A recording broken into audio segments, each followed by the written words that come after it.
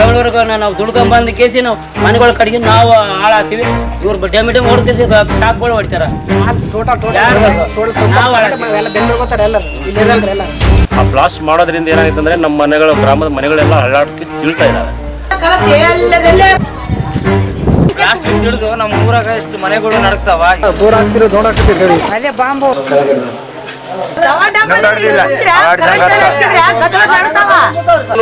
3 inch ಬರೋದು ನೀರು 2 inch 1.5 inch ಬರ್ತಾ ಇದೆ. ಬೃಹತ್ ಪ್ರಮಾಣದಲ್ಲಿ ಬೋರ್ ಬ್ಲಾಸ್ಟಿಂಗ್, ವ್ಯಾಪಕ ಕಲ್ಲು ಗಣಿಗಾರಿಕೆ ಬಂದ್ ಮಾಡುವಂತೆ ಗ್ರಾಮಸ್ಥರು ಒತ್ತಾಯ. ಮಾನ್ವಿ ತಾಲೂಕಿನ ಬೆಡದೂರು ಗ್ರಾಮದಲ್ಲಿ ವ್ಯಾಪಕ ಪ್ರಮಾಣದಲ್ಲಿ ಕಲ್ಲು ಗಣಿಗಾರಿಕೆ ನಡೆಯುತ್ತಿದೆ. ಈ ಬೃಹತ್ ಪ್ರಮಾಣದಲ್ಲಿ ಬೋರ್ ಬ್ಲಾಸ್ಟಿಂಗ್ ಮಾಡುವ ಕಂಪನಿ ವಿರುದ್ಧ ಗ್ರಾಮಸ್ಥರು ಮನೆಯ ಗೋಡೆ ಬಿರುಕು ಬಿಡುತ್ತಿದ್ದು ಕ್ವಾರಿಯನ್ನ ಬಂದ್ಗಾಗಿ ಒತ್ತಾಯಿಸಿದರು. ಅಲ್ಲಿ ಮನೆಯಿಂದ ಕೂಡ ಸೀಳಾಗ್ರಿ. ನಾಳೆ ಬೆಂಗಳೂರಿಗೆ ಹೋಗ್ತೀವಿ. ನಾನು ಎಲ್ಲಿ ದುಡ್ಡು ಕಟ್ಬೇಕ್ರಿ ಬಡವ್ರಿ. ಬೆಂಗಳೂರು ಹೋಗ್ತೀರಿ? ಬೆಂಗಳೂರಿಗೆ ಹೋಗ್ತೀವ್ರಿ. ಪೂಜೆಗ ಬಾಂಟನ ಬಂದಿವ್ರಿ. ಹೊಲಿಲ್ಲ ಏನಿಲ್ರಿ, ದುಡಿಬೇಕು ತಿನ್ಬೇಕ್ರಿ. ಮಾಡಿಸ್ಬಿಡ್ರಿ ನಾವು. ಇಲ್ಲಿ ಕೊಲ್ಲು ಬರ್ತದಮ್ಮ ಅಲ್ಲಿ? ಮನೆ ಇಷ್ಟು ದಪ್ಪಂದ ಅಲ್ಲಿ ಮನೆಯಿಂದ ಬಿದ್ದದ್ರಿ. ಲಾಸ್ಟಿಗೆ ನಾವೇ ರೀ ಪೂಜೆ ಕಡೆ ಒಂದು ಹೊರಗೆ ಹೋದಿವ್ರಿ. ಅಲ್ಲ ಟೈಮಿಂಗ್ ಏನ್ ರಾತ್ರಿ ಮಾಡ್ತಾರ? ರಾತ್ರಿ ಮಾಡ್ತಾರ್ರಿ. 7-8 ಗಂಟೆ ಮಾಡ್ತಾರ್ರಿ. 7-8 ಅಂತ ಆತದ್ರಿ. 7-8 ಗಂಟೆಗೆ ಆತದ. ಆತ ಒಂದೇ ಸಲ? 2-3 ಸಲ ಆಗ್ತಾರ್ರಿ. ಸರ್ ನೋಡ್ರಿ, ಈಗ ಮನೆ ಅಲ್ಲಿ ಬ್ಲಾಸ್ಟ್ ಮಾಡ್ತಾರಲ್ಲ, ಮನೆಯಿಂದೆಲ್ಲ ಬಂದು ಕೊಲ್ಲುಗಳು ಬೀಳ್ತಾವ. ಮನೆ ಗೋಡೆ ಎಲ್ಲ ಸೀಳೋಗ್ಯಾವ. ಹಂಗ ಸಿಮೆಂಟ್ ಎಲ್ಲ ಮುಚ್ಚಿ ಬೀಳ್ತಾವ. ನೀವು ಬೇಕಿದ್ರೆ ಒಳಗೆ ಹೋಗಿ ನೋಡ್ರಿ ಸರ್. ಮೇಲೆ ಈಗ ಮನೆಯಿಂದಕ್ಕೆಲ್ಲ ಹಿಂಗೆ ಕೊಲ್ಲು ಬೀಳ್ತಾವ. ನಮ್ಗೆ ಇಲ್ಲಿ ಬಾತ್ರೂಮ್ ಏನಿಲ್ಲ, ನಾವೆಲ್ಲ ಹೊರಗೆ ಹಿಂದೆ ಎಲ್ಲ ಹೋಗ್ತೀವಿ. ಅಲ್ಲಿ ಯಾವಾಗ ಬೇಕು ಅವಾಗ ಬ್ಲಾಸ್ಟ್ ಮಾಡ್ತಾರ. ನಮಗೆಲ್ಲ ಇಲ್ಲಿ ಪ್ರಾಣ ಹೆದರಿಕೆ ಐತೆ. ನಾವು ಯಾರಿಗೆ ಹೇಳಿದ್ರು ಕೇಳ್ತಾ ಇಲ್ಲ. ಇಲ್ಲಿ ನೀವೇ ಏನಂತ ಪರಿಹಾರ ಹೇಳ್ಬೇಕು ನೋಡ್ರಿ. ಇವಾಗ ಎಲ್ಲರೂ ನಾವು ರಾತ್ರಿ ಎಲ್ಲ ತಾಯಿ ಪಿಳೆ ಎಲ್ಲ ಮಕ್ಕಂಡಿರ್ತೀವಿ. ಬಂದ ಮೇಲೆ ಬಿದ್ದು ಮನೆ ಬಿದ್ದರೆ ಅವಾಗ ಯಾರು ಜವಾಬ್ದಾರಿ ಇದಕ್ಕೆ? ಬಂದ್ ಮಾಡ್ಬೇಕಂತೀವಿ ನೋಡ್ರಿ. ಯಾವಾಗ ಬ್ಲಾಸ್ಟ್ ಮಾಡೋದು? ಯಾವಾಗ? ಬೆಳಿಗ್ಗೆ 6 ಗಂಟೆಗೆ ಮಾಡ್ತಾರ್ರಿ. ಮತ್ತೆ ರಾತ್ರಿ 8-9 ಗಂಟೆ ಹಂಗ್ ಮಾಡ್ತಾರೆ ಬ್ಲಾಸ್ಟ್. ದೊಡ್ಡ ಸೌಂಡ್ ನಡಗುತ್ರಿ. ಅವಾಗ ದೊಡ್ಡ ಸೌಂಡ್ ಇರುತ್ತೆ. ಮತ್ತೆ ಮಿಷನ್ ಸೌಂಡ್ ಯಾವಾಗ್ಲೂ ಇರ್ತದ್ರಿ. ರಾತ್ರಿ ಎಲ್ಲ ಮಿಷನ್ ಸೌಂಡ್ ಇರುತ್ತೆ. ನಮ್ದು ಇಲ್ದಂಗ ಆಯ್ತು ನೋಡ್ರಿ. ಅಂದ್ರೆ ಕೆಲಸ ಏನ್ ಮಾಡ್ತೀರಿ ನೀವು? ಹೊಲ್ದ ಕೆಲಸ ಮಾಡ್ತೀವಿ. ನೀವು ಇಲ್ಲೇ ಬಿದ್ದಿದ್ವಮ್ಮ? ಮನೆಯಿಂದ ಬಿದ್ದಿದ್ರಿ, ನಾವು ಬಂದು ತೆಗ್ದಿಟ್ಟಿವಿ ಇದನ್ನ. ಮನೆ ಎಲ್ಲ ಹಿಂದೆಲ್ಲ ಸೀಳೋಗದ್ರಿ. ಗೋಡೆ ನೋಡ್ರಿ ನೀವು ಬೇಕಿದ್ರೆ. ಮನೆಗ ಹೊರಗ ಎಲ್ಲ ಸೀಳೋಗ್ಬಿಟ್ಟು. ಕಬ್ಗಲ್ ಗ್ರಾಮ ಪಂಚಾಯಿತಿ ವ್ಯಾಪ್ತಿಯ ಬೆಡದೂರು ಗ್ರಾಮದ ಸುತ್ತಮುತ್ತಲಿನ ಪ್ರದೇಶಗಳಲ್ಲಿ ಕಲ್ಲು ಗಣಿಗಾರಿಕೆ ವ್ಯಾಪಕವಾಗಿ ನಡೆಯುತ್ತಿದೆ. ಮನೆಯ ಗೋಡೆಗಳು ಬಿರುಕು ಬಿಡುತ್ತಿವೆ. ರೈತರ ಹೊಲಗಳಲ್ಲಿ ಕೊಳವೆ ಬಾವಿಗಳು ಕುಸಿಯುತ್ತಿವೆ. ರೈತರಲ್ಲಿ ಆತಂಕ ಹೆಚ್ಚಾಗಿದ್ದು ಈ ಭಾಗದಲ್ಲಿ ಬೆಳಿಗ್ಗೆ ಹಾಗೂ ರಾತ್ರಿ ವೇಳೆ ನಡೆಸುವ ಸ್ಫೋಟಕದ ಶಬ್ದಕ್ಕೆ ಜಾನುವಾರುಗಳು ಬೆಚ್ಚಿ ಬೀಳುತ್ತಿವೆ. ರಭಸವಾಗಿ ಮನೆಗಳ ಮೇಲೆ ಬೀಳುವ ಕಲ್ಲಿನಿಂದ ಮಕ್ಕಳು ಮತ್ತು ವೃದ್ಧರು ಬೆಚ್ಚಿ ಬೀಳುತ್ತಿದ್ದಾರೆ ಎಂದು ಗ್ರಾಮದ ಮಹಿಳೆಯರು ತಮ್ಮ ಅಳಲನ್ನ ಹೊರಹಾಕಿದರು. ಕೊನೆಗೆ ನಿದ್ದಿಲ್ಲ ನಮಗ ಸಾಯಿಗಳು ಕಟ್ಟಿಸ್ಕೊಂಡ್ರು. ಮನೆ ಬಡವರು ನಾ ದುಡ್ಕೊಂತೀನಿ. ಕೊನೆಗೆ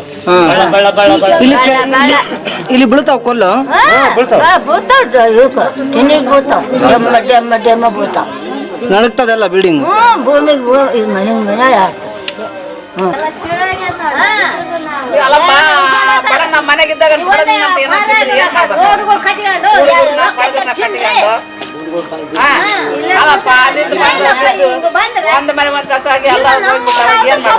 ನಮ್ಮ ನಿಮ್ಮೂರಾಗ ದೊಡ್ಡವ್ರ ಇಲ್ಲಿ ಹೋರಾಟ ಮಾಡೋರ ಒಂದ್ ಸ್ವಲ್ಪ ಏನಾರ ತುರುಕಿ ಬಿಟ್ರ ಅವ್ರೇ ದಪ್ಪನಾಗಿ ಬಿಡ್ತಾರ. ಮತ್ತೆ ಅವ್ರಿಗೆ ಏನಾರ ತುರುಕಿ ಬಿಡಪ್ಪ ಅವ್ರೇ ಬಾಯಿ ಮೇಲೆ ನಿಂತು ಬಿಡ್ತಾರ. ಇವ್ರಿಗೆ ಕೊಡಕ್ ಬಡವ್ರು ಸಾಯ್ತಾರ. ಗ್ರಾಮದಲ್ಲಿ ಅಳತೆಗೆ ನಿಲುಕದಷ್ಟು ಕಲ್ಲು ಗಣಿಗಾರಿಕೆ ನಡೆಯುತ್ತಿದೆ. ನಮ್ಮ ಬೆಡದೂರು ಗ್ರಾಮ, ಮೋಣಿನಗರದ ಬುರಾಂಪುರ್ ಹಾಗೂ ಬಳ್ಳಾರಿ ಗಣಿಯಂತಾಗುವ ಎಲ್ಲಾ ರೀತಿಯ ಸಾಧ್ಯತೆಗಳು ಕಂಡು ಬರುತ್ತಿವೆ. ಕೇವಲ 1-2 ಕಿಲೋಮೀಟರ್ ದೂರದಲ್ಲಿರುವ ನಮ್ಮ ಮನೆಗಳಿಗೆ ಧಕ್ಕೆಯಾಗುತ್ತಿದೆ ಎಂಬುದು ಗ್ರಾಮಸ್ಥರ ಆತಂಕ.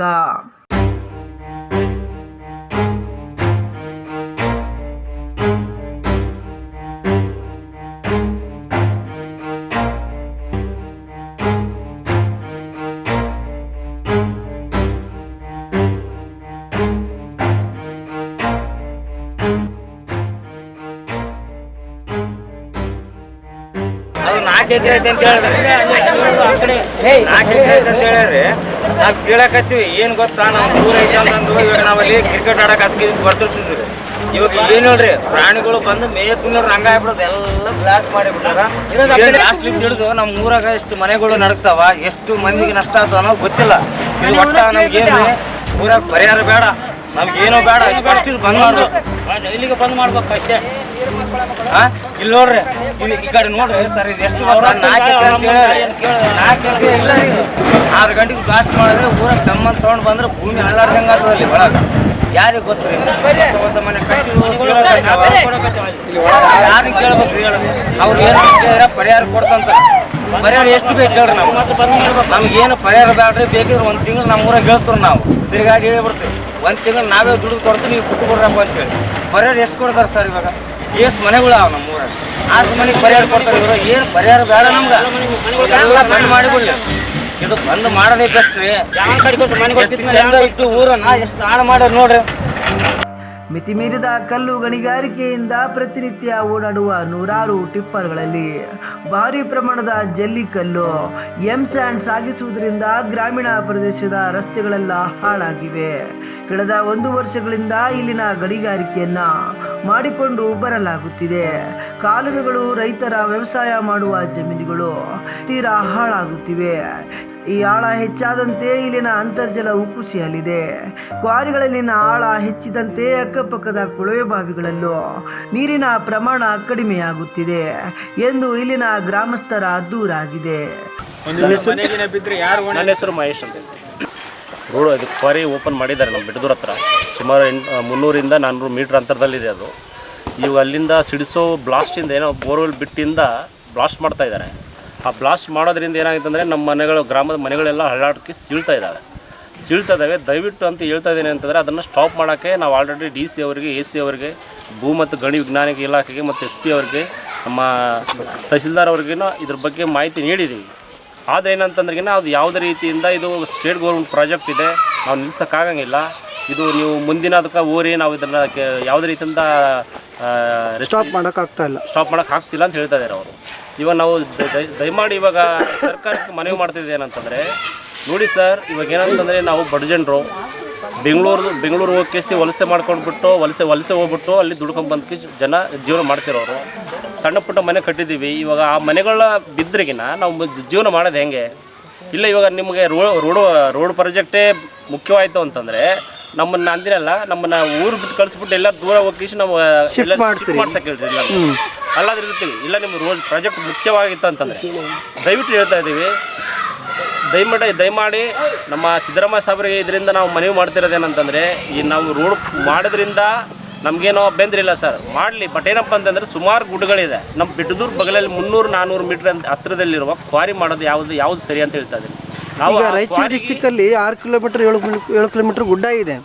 ಅದೆಲ್ಲ ಬಿಟ್ಟು DC ಜಿಲ್ಲಾಧಿಕಾರಿಗಳು ಇಲ್ಲಿ ಯಾಕೆ ಪರ್ಮಿಷನ್ ಕೊಟ್ಟು? ಅದೇ ಸರ್, ಇವಾಗ ಅದನ್ನು ನಾವು ಮೊನ್ನೆ ಹೋಗ್ಬಿಟ್ಟು ಅದನ್ನೇ ಕ್ವಶನ್ ಮಾಡಿದ್ವಿ ಯಾರಿಗೆ, DC ಸಾಹೇಬರಿಗೆ. ಅವ್ರು ಏನು ಹೇಳ್ತಾ ಇದ್ದಾರೆ, ಸ್ಟೇಟ್ ಗೌರ್ಮೆಂಟ್ ಪ್ರಾಜೆಕ್ಟ್ ಅಂತ ಹೇಳ್ತಾ ಇದ್ದಾರೆ. ಅಲ್ಲ ಸರ್, ಸ್ಟೇಟ್ ಗೌರ್ಮೆಂಟ್ ಪ್ರಾಜೆಕ್ಟ್ ಇರಲಿ, ನಾವು ಬೇಡ ಅಂತ ಇಲ್ಲ.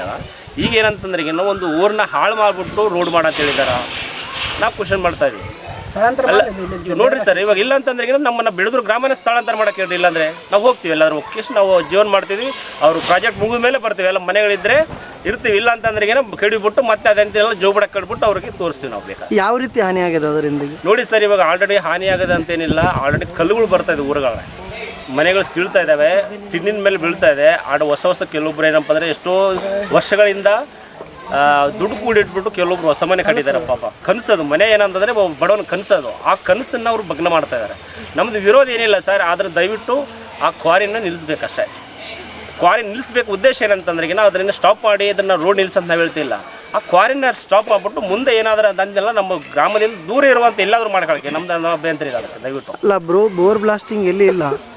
ಮತ್ತು ಇನ್ನೊಂದು ಅದೇ ವಿಶೇಷ ಹೇಳ್ತಾ ಇದ್ದಾರೆ ಅಂದರೆ ಬೋರ್ ಬ್ಲಾಸ್ಟಿಂಗಿಂದ ಮಾಡ್ತಾ ಇದ್ದಾರೆ. ಬೋರ್ ಬ್ಲಾಸ್ಟ್ ಅಂತಂದ್ರಿಗಿನ ಇಲ್ಲಿ ನಮ್ಮ ಒಂದು ಇಡೀ ಭಾರತ ದೇಶದಲ್ಲಿ ಯಾವ ಒಂದು ಕ್ವಾರಿಗಳಿಗೆ ಅನುಮತಿ ಇಲ್ಲ ಸರ್. ಇವರು ನಿರ್ಭಯವಾಗಿ ಯಾವುದೇ ಎಂತೇನಿಲ್ಲ, ಯಾರಿಗೆ ಬೈಲಾರ್ದಂಗೆ ತಮ್ಮ ಒಂದು ಹಾದಿಯಲ್ಲಿ ಅಂತಿನ ರೋಡು ಹೆಸರು ಪ್ರಾಜೆಕ್ಟ್ನ ಹೆಸರಲ್ಲಿ ಇವರು ಕೊಳ್ಳೆ ಹೊಡಿತಾ ಇದ್ದಾರೆ ಸರ್. ಇವು ನೋಡಿ ಸರ್, DC ಹತ್ರ ಹೋಗಿ ಕೇಳಿದ್ರೆ ಅವ್ರು ಏನು ಹೇಳ್ತಿದ್ದಾರೆ, 85,000 ಮೆಟ್ರಿಕ್ ಟನ್ ಅಂತ ಅವ್ರು ಹೇಳ್ತಾ ಇದ್ದಾರೆ, ಅನುಮತಿ ಕೊಟ್ಟಿದ್ದಾರೆ. ಈಗ ಏನಂತಂದರೆ ಮತ್ತು ಅದರಲ್ಲಿ ಏನಂದ್ರೆ ಸುಮಾರು 4.5 ಎಕರೆಗೆ ಪರ್ಮಿಷನ್ ಕೊಟ್ಟಿದ್ದಾರೆ.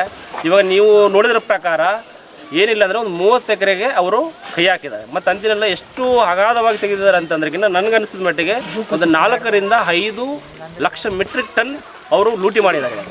ಇವಾಗ 85,000 ಮೆಟ್ರಿಕ್ ಟನ್ ಅವರು DC ಅವರು ಹೇಳ್ತಾ ಇದ್ದಾರೆ. ಇವರು 4ರಿಂದ 5 ಲಕ್ಷ ಮೆಟ್ರಿಕ್ ಟನ್ ಎಲ್ಲಿ ಹೋಗ್ತದೆ ಅಂದರೆ ಎಲ್ಲಿ ಹೋಗ್ತಾ ಇದೆ, ಯಾವ ಉದ್ದೇಶಕ್ಕಾಗಿ? ಇವತ್ತು ತಮ್ಮ ಒಂದು ಇದ್ರ ಸಲುವಾಗಿ ನಮ್ಮನ್ನ ಹಾಳು ಮಾಡ್ತಾ ಇದ್ದಾರೆ ಇವರು. ಈಗ ಸುತ್ತ ಹೊಲ ಏನಿದೆಯಲ್ಲ, ಸುತ್ತ ರೈತರೇನು ಹೊಲ ಉಳುಮೆ ಮಾಡ್ತಿದ್ದಾರಲ್ಲ, ಅಲ್ಲಿ ಅಂತರ್ಜಲ ಕುಸಿಯುವ ಒಂದು ಸಾಧ್ಯತೆ ಇರುತ್ತೆ, ಹೌದಲ್ಲ? ಅಂತರ್ಜಲ ಸರಿ, ಕೊಳೆ ಭಾಗಗಳು ಮುಸ್ತಾ ಇದ್ದಾವೆ. ನಮ್ಮ ಕುಡಿಯೋಕ್ಕೆ ನೀರು ಬರೋದು ಊರಲ್ಲಿ ಅದ್ರದ್ದು ಇದು ಕಡಿಮೆ ಆಗ್ತದೆ, ಅಂದರೆ ಜಲದ ಕಡಿಮೆ ಆಗ್ತದೆ. ನೀರು 3 ಇಂಚ್ ಬರೋದು ನೀರು ಇವಾಗ 2 ಇಂಚ್ 1.5 ಇಂಚ್ ಬರ್ತಾ ಇದೆ.